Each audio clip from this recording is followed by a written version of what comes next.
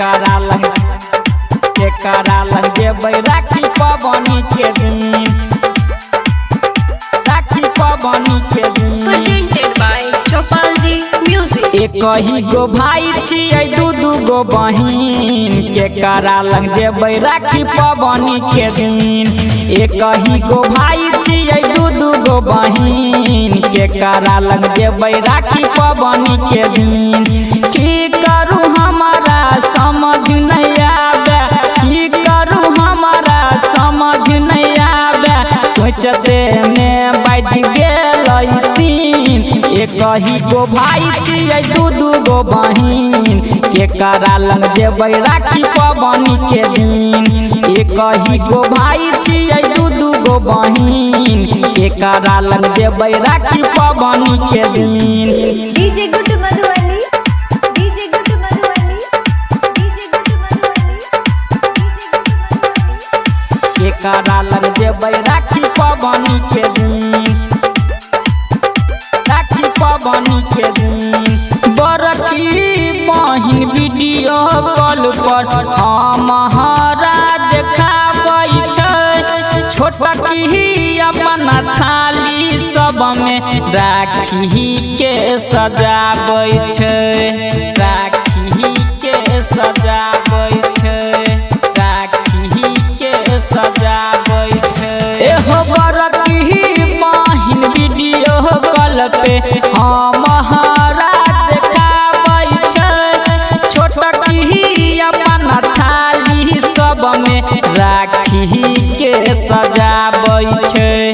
चिंता हमें पड़ल छिके रात दिन, केकरा लंग जेबै राखी पबनी के दिन। एक ही गो भाई छियै दू गो बहिन, केकरा लंग जेबै राखी पबनी के दिन। एक ही गो भाई छियै दू गो बहिन, केकरा लंग जेबै राखी पबनी के दिन। DJ good Madhubani, DJ good Madhubani. Presented by Chopal Ji Music। केकरा लंग जेबै राखी पबनी के दिन, राखी पबनी के दिन। राइटर उमेश उजाला हमारा समझाबै छै, अजहई अकेला के गाना डीजे पर बजाबै छै, डीजे पर बजाबै छै, डीजे पर बजाबै छै। एहो राइटर उमेश उजाला हमारा समझाबै छै, अजहई अकेला के गाना डीजे पर बजाबै छै। टेंशन में सब भूल गेलियै सीन, केकरा लंग जेबै राखी पबनी के दिन। एक ही गो भाई छियै दू गो बहिन, केकरा लंग जेबै राखी पबनी के दिन। एक ही गो भाई छियै दू गो बहिन, केकरा लंग जेबै राखी पबनी के दिन।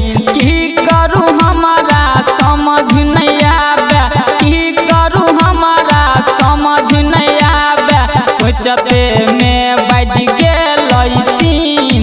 एक ही गो भाई छियै दू गो बहिन, केकरा लंग जेबै राखी पबनी के दिन। एक ही गो भाई छियै दू गो बहिन, केकरा लंग जेबै राखी पबनी के दिन, पबनी के दिन। समझे नहीं आवे।